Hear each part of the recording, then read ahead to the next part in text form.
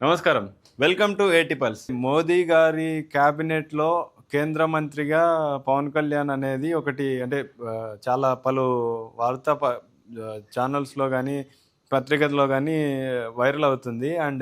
అంటే చంద్రబాబు నాయుడు గారు ఎవరైతే ఉన్నారో ఆయన లోకేష్‌కు అన్నీ అప్పజెప్పేసి ఆ సీఎం పదవి అవి అప్పజెప్పేసి అంటే కేంద్ర మంత్రిగా వెళ్ళడం గానీ అంటే త్వరలో రేపు నెక్స్ట్ మంత్‌లో క్యాబినెట్‌కి సంబంధించిన మంత్రులు అది ఉంది గదన్న.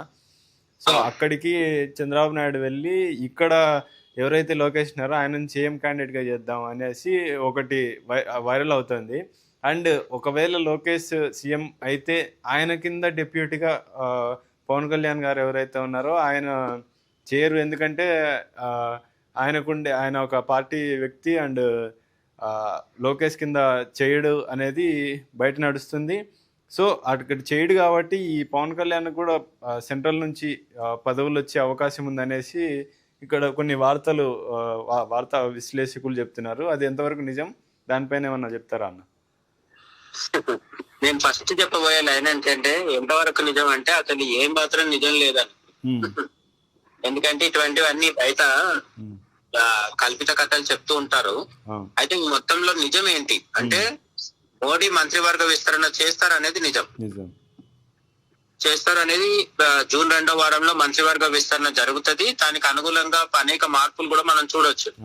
ఇది బెంగాల్లో మమతా బెనర్జీకి సంబంధించిన ఒక 20 మంది లోక్సభ ఎంపీలు కూడా ఇప్పుడు ఎన్డీఏలో జాయిన్ అవుతున్నారు.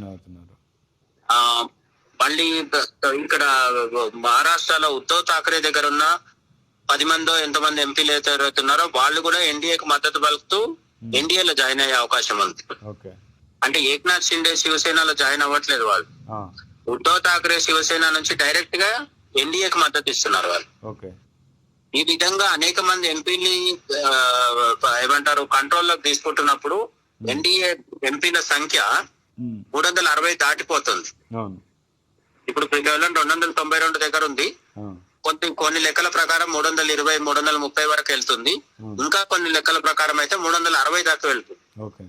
ఇవి వస్తే మనకు అనేక బిల్లులు, అది డీలిమిటేషన్ కావచ్చు, మహిళా రిజర్వేషన్ అవ్వచ్చు, ఈవెన్ యూసీసీ కూడా యూనిఫామ్ సివిల్ కోడ్ కూడా అవ్వచ్చు. ఇవన్నిటిని చేయాలంటే 2/3 అంటే 3/4 మూడొంతుల మెజారిటీ ఉండాలి పార్లమెంట్ లో. ఆ మెజారిటీ రావడం కోసం ఇప్పుడు ఇవన్నీ రాజకీయ సమీకరణాలు మారుతున్నాయి. మారే క్రమంలో మరి కొత్తగా వచ్చిన ఎంపీలకి కొందరికి మంత్రి పదవులు ఇస్తారా లేకపోతే వాళ్ళని ఎట్లా అకామిడేట్ చేసుకుంటారా అనేది కూడా చూడాలి. కొంతమంది ఎంపీలు డైరెక్ట్ బీజేపీలో జాయిన్ అవ్వకపోయినా టీఎంసీ ఎంపీలు ఉంటూనే మద్దతు ఇస్తామంటున్నారు కదా. మరి వీళ్ళకి మంత్రి పదవులు ఇవ్వాలి అంటే మంత్రివర్గ విస్తరణ జరగాలి. అయితే ఈ మంత్రివర్గ విస్తరణ జరుగుతున్నప్పుడు మన తెలుగు రాష్ట్రాల్లో ప్రచారం చేస్తున్నది ఏంటంటే ఫస్ట్ థింగ్ లోకేష్ ముఖ్యమంత్రి అవుతారు అని. పర్సనల్ గా నా ఫీలింగ్ ఏంటంటే ముఖ్యమంత్రి అయ్యే ముహూర్తం ఇంకా రాలేదేమో అనిపిస్తుంది నాకు. ఇంకా కొంత టైం ఉందేమో. లోకేష్ ఖచ్చితంగా చంద్రబాబు తర్వాత చంద్రబాబు వారసుడిగా ఆయన ముఖ్యమంత్రి అవడంలో ఆశ్చర్యం ఏం లేదు. కానీ మనకు ఏపీలో ఉన్న రాజకీయ వాతావరణం చూస్తుంటే అంత భారీ మార్పు జరిగేది ఉంటే ఈ లోపు ఆ ఫీలింగ్ కలిగేది మనకు. అంటే అటువంటి సంకేతాలు సూచనలు కనిపించేవి. అటువంటి పరిస్థితి లేదు. కాబట్టి లోకేష్ ముఖ్యమంత్రి అయ్యే అవకాశం నాకైతే చాలా తక్కువ కనిపిస్తుంది. చంద్రబాబు ఇంకా కొంతకాలం కొనసాగుతారు, అట్లీస్ట్ 1 year, 2027 వరకు 2028 వరకు కూడా కొనసాగే అవకాశం ఉందేమో అనిపిస్తుంది. కానీ కొట్టిపారేయడానికి అయితే లేదు. ఎందుకంటే మోడీ అమిత్ షా వ్యూహాలు మనం ఎప్పుడు ఊహించలేని విధంగా ఉంటాయి కదా. కాబట్టి ఇప్పుడు నితీష్ కుమార్ ఏ విధంగా అయితే తన కొడుకుకి కొంత కేబినెట్ లో అవకాశం ఇప్పించుకొని తను ఢిల్లీకి షిఫ్ట్ అయిపోయింది కదా.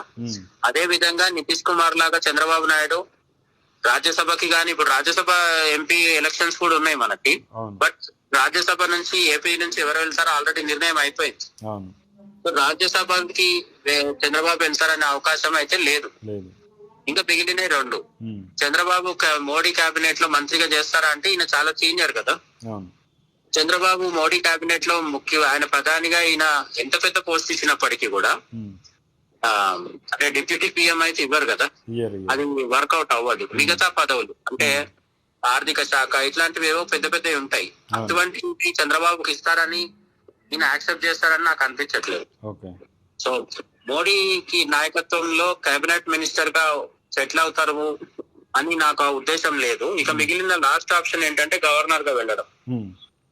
గవర్నర్ గా వెళ్ళి ఒక రకంగా రిటైర్మెంట్ ప్రకటిస్తారా చంద్రబాబు అంటే, అంత పెద్ద నిర్ణయం తీసుకునేది ఉంటే ఈ పార్టీకి టీడీపీ కార్యకర్తల్ని క్యాడర్ ని మానసికంగా సిద్ధం చేయాల్సిన అవసరం ఉంది కదా.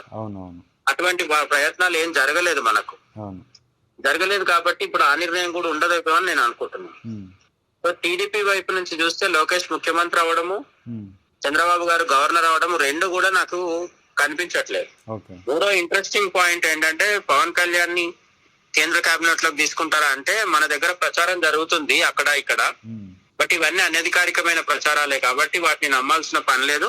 ఇంకా కొంతమంది చెప్తుంది ఏంటంటే మోడీ కేబినెట్ లోకి రమ్మని పవన్ కళ్యాణ్ ని పిలిచిన వాడికి పవన్ కళ్యాణ్ వద్దంటున్నారు అని కూడా కొంతమంది చెప్తున్నారు. సో ఇప్పుడు ఇది నమ్మాలా అది నమ్మాలా అనేది మన చేతిలోనే ఉంటది. బట్ నేనేమంటున్నా అంటే పొలిటికల్ అట్మాస్ఫియర్, పవన్ కళ్యాణ్ అమరావతి నుంచి ఢిల్లీకి తన బేస్ మార్చాలి అని అనుకుంటే ఇంత నార్మల్ గా ఉండదు వ్యవహారం.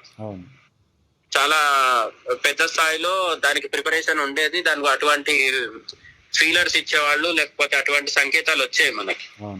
ఇవేం లేవు కాబట్టి మనం తక్కువలో తక్కువ ఏం ఎక్స్పెక్ట్ చేయొచ్చు అంటే 2024 పార్లమెంట్ ఎన్నికల తర్వాత మోడీ ప్రభుత్వం మోడీ 3.0 ఏర్పడ్డ తర్వాత ఇప్పటి వరకు కేబినెట్ విస్తరణ జరగలేదు. కేబినెట్ లో మార్పు చేర్పులు అనట్లేదు నేను, విస్తరణ అంటే ఉన్న వాళ్ళకంటే ఇంకా కొంతమందిని పెంచడం సంఖ్య, ఇది జరగలేదు. కాబట్టి ఈసారి టీడీపీకి జనసేనకి ఇంకా కొన్ని మంత్రి పదవులు వస్తాయేమో అనేది మాత్రం పక్కా.